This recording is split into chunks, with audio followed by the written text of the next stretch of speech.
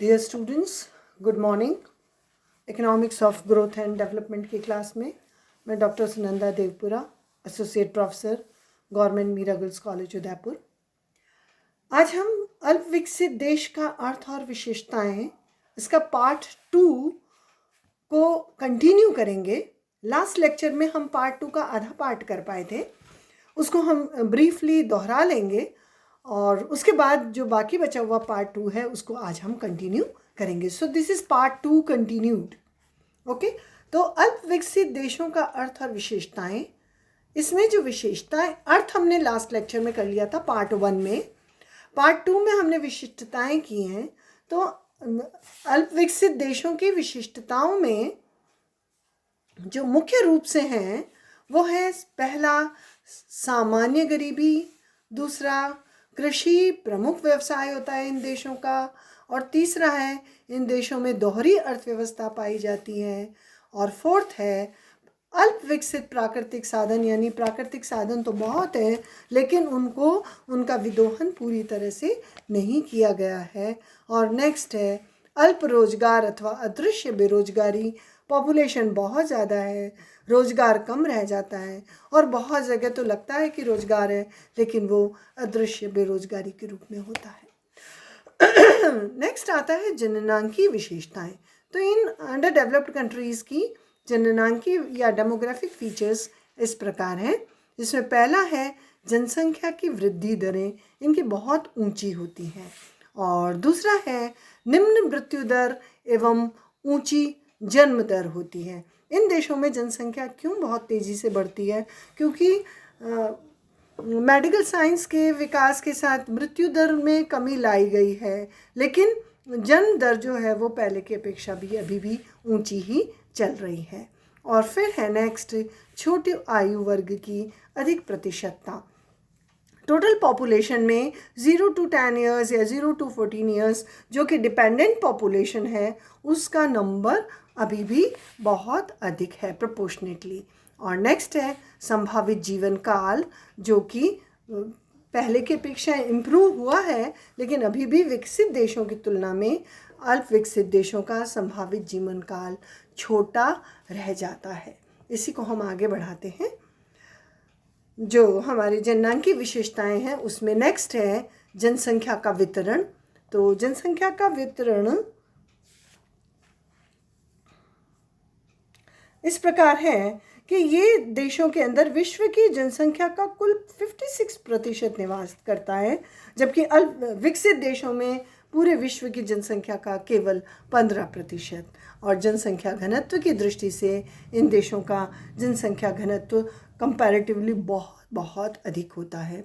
और इन देशों में शहरीकरण, क्योंकि शहर वो जगह है जहाँ पर कि विकास के सारे साधन उपलब्ध हैं और जनसंख्या अधिक से अधिक गाँवों को छोड़कर शहरों की तरफ जाती है, तो उसकी वजह से शहरीकरण की दूसरी बहुत सारी प्रॉब्लम्स हैं, क्योंकि उसकी वजह से पॉल्यूशन और ये वहाँ पर जनसंख्या का घनत्व बहुत ज़्यादा हो जाता है। बेसिक एमिनिटीज़ की तुलना में जनसंख्या का दबाव शहरों में बहुत ज़्यादा रहता है। अब हम आगे वाले फैक्टर्स कंसिडर करते हैं अल्प विकसित देशों की विशेषताओं में। दैट इज़ नेक्स्ट इज सांस्कृतिक एवं प्रशासनिक विशेषताएं, जिसको कहते हैं कल्चरल एंड एडमिनिस्ट्रेटिव कैरेक्टरिस्टिक्स। तो कल्चरल और एडमिनिस्ट्रेटिव कैरेक्टरिस्टिक्स में पहला आता है संयुक्त परिवार प्रणाली।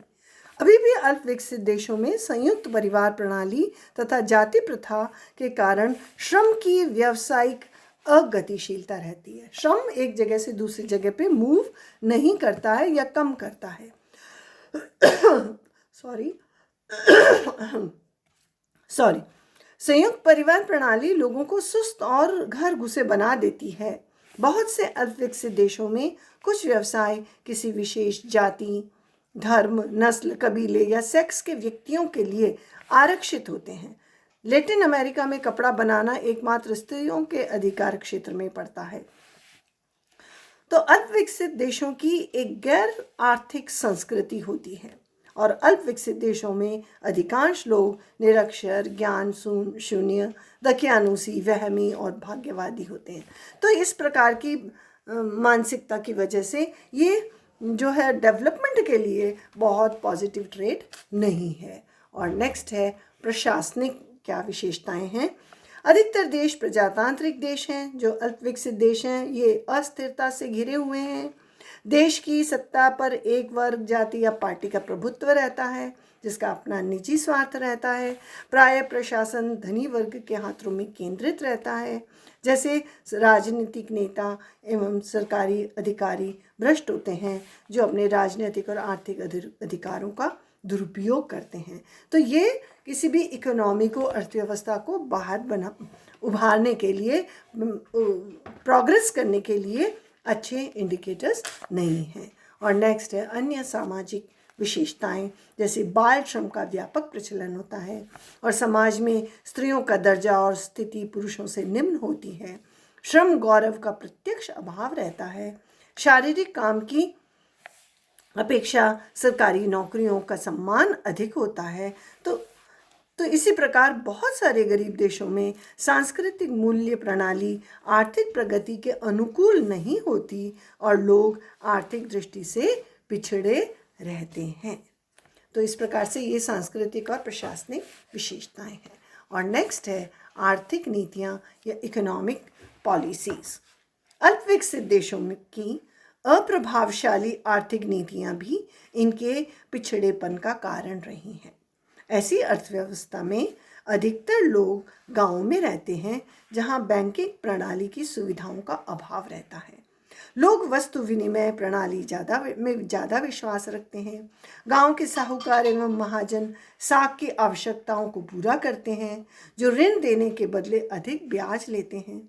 लोग ऋण उत्पादकीय कार्यों में न लगाकर सामाजिक रीति रिवाज पर अधिक खर्च करते हैं। अधिकतर लोग निरक्षर होने के कारण बैंकिंग सेवाओं का उपयोग कम करते हैं। इसके बजाय सोना चांदी जमीनों के खरीदने की प्रवृत्ति अधिक प्रबल रहती है। तो ये भी जो आर्थिक नीतियां हैं ये इकोनॉमिक डेवलपमेंट के लिए अनुकूल वातावरण पैदा नहीं करती हैं। दूसरी तरफ कर की नीति में असमानता पाई जाती है। ज़्यादा कर का भार शहरी लोगों पर रहता है जबकि ग्रामीण लोगों पर सिर्फ भूमि कर का ही भार होता है। वित्तीय साधनों की कमी होने के कारण राजकोषीय नीति भी सफल नहीं हो पाती। देश में वित्तीय संसाधन भी इसकी वजह से कम रह जाते हैं। और नेक्स्ट है तकनीकी विशेषताएं यानी टेक्निकल कैरेक्टरिस्टिक्स।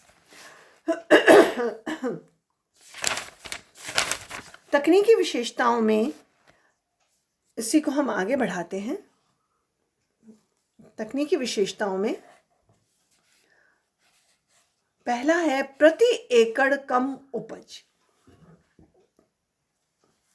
अल्पविकसित देशों में उत्पादन के पुराने तरीकों के कारण अल्पविकसित देशों में प्रति एकड़ उपज कम है। विश्व बैंक की रिपोर्ट के अनुसार भारत में 100 किलोग्राम प्रति हेक्टेयर गेहूं का उत्पादन विश्व के गेहूं उत्पादन का 18% जबकि अमेरिका में 24% है। दूसरी बात है उत्पादन के पुराने तरीके या पुराने ढंग, ओल्ड मेथड्स ऑफ प्रोडक्शन। अल्पविकसित देशों में कृषि एवं औद्योगिक क्षेत्र में उत्पादन कम रहने के कारण उत्पादन की पुरानी तकनीकें हैं जिसके कारण विशेषतः कृषि क्षेत्र में पैदावार अनिश्चित रहती है। पुराने तरीके से उत्पादन किया जाता है तो उत्पादन भी अनिश्चित रहता है। यह प्रौद्योगिकी पिछड़ापन प्रौद्योगिकी द्वैतवाद के कारण भी है जिसका अभिप्राय यह है कि अल्पविकसित देशों में उन्नत और पिछड़ी हुई तकनीकों का साथ साथ प्रयोग में लाना, औद्योगिक क्षेत्र में तो उन्नत प्रौद्योगिकी का प्रयोग तथा ग्रामीण क्षेत्र में पिछड़ी हुई प्रौद्योगिकी का प्रयोग। इसी कारण से साधनों के अनुपात में असंतुलन पाया जाता है जिससे औद्योगिक क्षेत्र में संरचनात्मक या प्रौद्योगिकी बेरोजगारी एवं ग्रामीण क्षेत्र में छिपी हुई बेरोजगारी पाई जाती है। नेक्स्ट है यातायात एवं संचार के साधन। अल्पविकसित देशों में यातायात एवं संचार के साधन अपर्याप्त होने के कारण इन देशों में साधनों का कुशलतम प्रयोग नहीं हो पाता। बाजार का आकार भी छोटा रहता है। और नेक्स्ट है अकुशलता।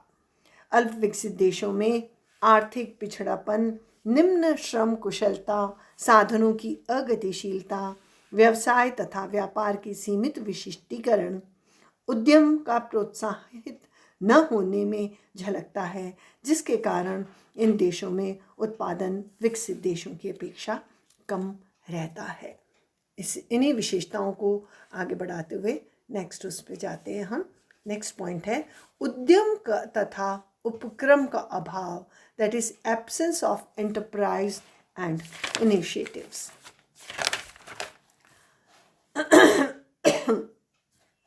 अल्पविकसित देशों की एक और विशिष्टता है उद्यमीय योग्यता का अभाव। सामाजिक प्रणाली उद्यमता को रोकती है क्योंकि वह सृजनात्मक क्रिएटिव क्षमता के अवसर नहीं देती।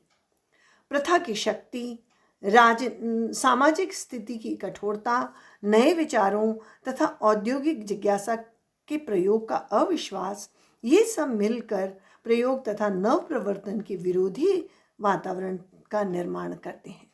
छोटे मार्केट, पूंजी की कमी, निजी संपत्ति का अभाव और ठेके की स्वतंत्रता तथा कानून और सुरक्षा का अभाव उद्यम और उपक्रम को रोकते हैं। अधिकांश अल्पविकसित देशों में अकुशलता, प्रशासनिक मशीनरी के कारण केवल निजी ही नहीं बल्कि सार्वजनिक उद्यम भी आगे नहीं आते हैं। और नेक्स्ट है अपर्याप्त पूंजी पदार्थ यानी सफिशिएंट कैपिटल इक्विपमेंट। अपर्याप्त यानी इनसफिशिएंट पूंजी पदार्थ यानी कैपिटल इक्विपमेंट। पूंजी पदार्थ की अपर्याप्तता ऐसे देशों की एक और सामान्य विशेषता है। अल्पविकसित देशों को पूंजी दरिद्र अथवा न्यून बचत तथा न्यून निवेश वाली अर्थव्यवस्था के रूप में वर्णित किया जाता है। वहाँ न केवल अत्यंत थोड़ा पूंजी स्टॉक होता है बल्कि पूंजी के निर्माण की वर्तमान दर भी बहुत कम होती है। अधिकांश अल्पविकसित देशों में कुल निवेश कुल राष्ट्रीय आय का केवल 5 से 6% तक होता है, जबकि विकसित देशों में यह प्रतिशत लगभग 15 से 20% होता है।